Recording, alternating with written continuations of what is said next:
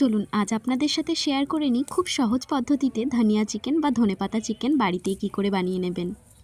এবছর শীতে আমরা বাড়িতে ধনেপাতা লাগিয়েছিলাম, তো সেখান থেকেই আমি বেশ কিছুটা ধনেপাতা তুলে নিচ্ছি। যেহেতু এই রেসিপিটার মেন ইনগ্রিডিয়েন্টই হলো ধনেপাতা, তাই ধনেপাতাটা তো একটু বেশি পরিমাণে লাগবেই। আজকের রান্নাটা বাইরে কাঠেই করব, তাই মামনিকে বললাম কড়াইয়ের পেছনে মাটি লিপে দিতে। মাটিটা দিয়ে দিলে কড়াইয়ে যে কালিটা হবে সেটা খুব সহজেই উঠে যাবে। এদিকে যতক্ষণে কড়াইয়ের মাটিটা শুকোচ্ছে আমি ততক্ষণে ধনেপাতাটা ভালো করে বেছে ধুয়ে নিয়ে বেটে নিচ্ছি। এখানে আমি একসাথে ধনেপাতা আর কাঁচা লঙ্কাটা বেটে নিলাম।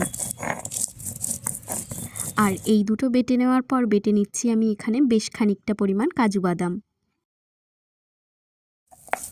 বাটনাটা বাটতে বাটতে এদিকে আমার কড়াইটাও শুকিয়ে গেছে আর উনুন জ্বালিয়ে কড়াইটা বসিয়ে দিয়েছি। এরপর কড়াইতে তেল গরম করে আগে থেকে ডুমো ডুমো করে কেটে রাখা আলুগুলোকে নুন হলুদ দিয়ে ভেজে তুলে রাখছি।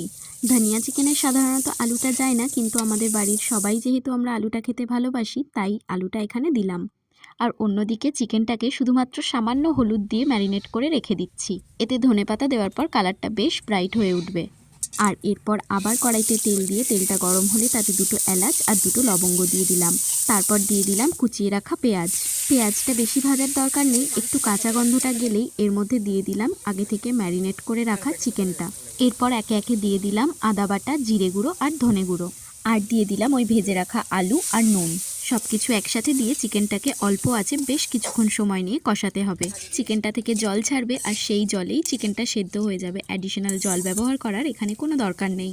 চিকেনটা সেদ্ধ হয়ে গেলে এর মধ্যে দিয়ে দেবো আগে থেকে বেটে রাখা ওই কাজু বাদামটা। ভালো করে মিশিয়ে নেবার পরে দেবো ধনেপাতা বাটাটা। ধনেপাতাটা দিয়ে আর বেশিক্ষণ ফোটাবো না, ধনেপাতার কাঁচা গন্ধটা চলে গেলেই নামিয়ে নেব। বেশ, আজকের মতো ভিডিওটা তাহলে এখানেই শেষ করছি। দেখা হবে নতুন একটি ভিডিওটা যদি আপনাদের ভালো লেগে থাকে তাহলে অবশ্যই একটা লাইক করে দেবেন আর চ্যানেলটা সাবস্ক্রাইব করে নেবেন।